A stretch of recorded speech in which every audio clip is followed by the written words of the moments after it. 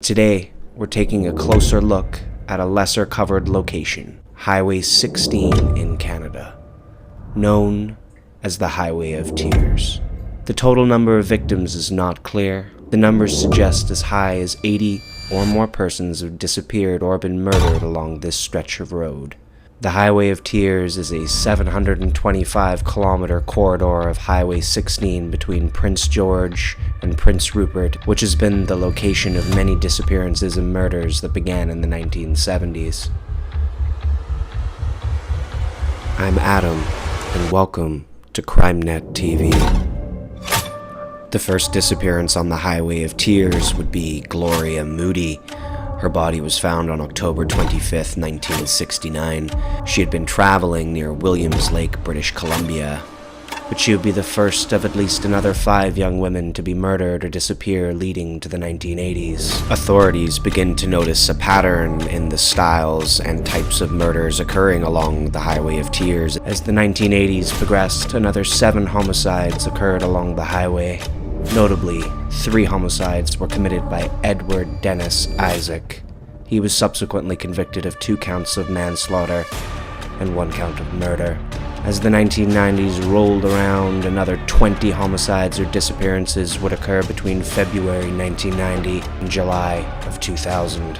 And now, with the worrying trend on the rise, the RCMP create the E-PANA Task Force in 1998. The job of the E-PANA Task Force was to determine if a single killer was operating on the Highway of Tears, or if a multitude of killers were responsible for the deaths and disappearances. As the 2000s began, the highway's notoriety continued, seeing another 46 murders or disappearances from July 2000 to August 2021. And in 2012, authorities get a breakthrough.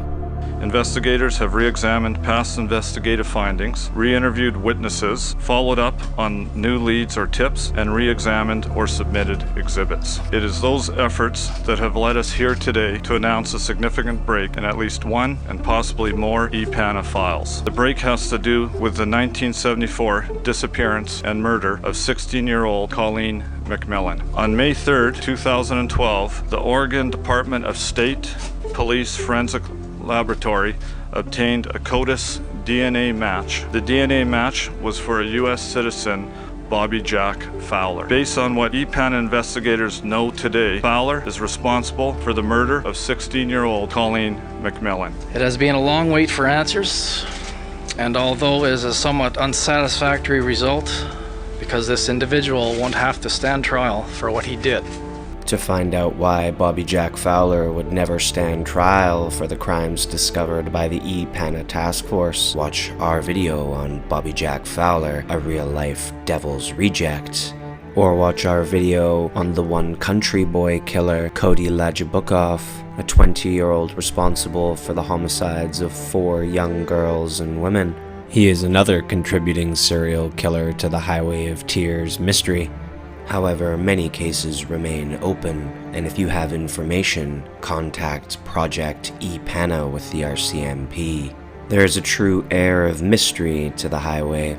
I myself have driven this stretch of road, and have always found myself somewhat uneasy.